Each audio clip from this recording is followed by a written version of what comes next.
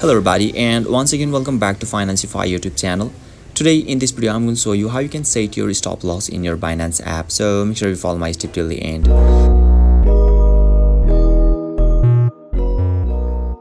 First thing first, I assume that you have already downloaded the Binance app, and now once you open it, and yeah, make sure you are already logged in as well.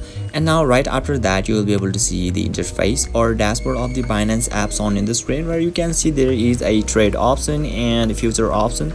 So you can put your or you can set your stop loss in any of them, but let me show you a demo in this futures because the process is gonna be same.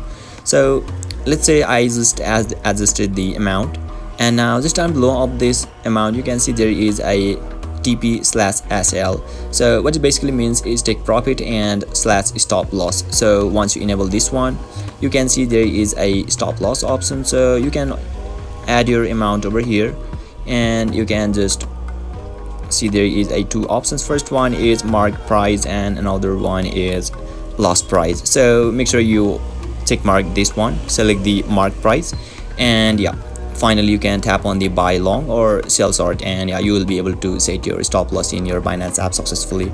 So basically this is how you can set your stop loss in your Binance app. And if you still encounter any issue during this process, feel free to leave a comment and I'll be happy to assist you. If you found this pretty helpful, please give it a thumbs up, and if you are new to this channel, make sure to hit the subscribe button and set the bell icon to on so that you can stay updated with our latest content.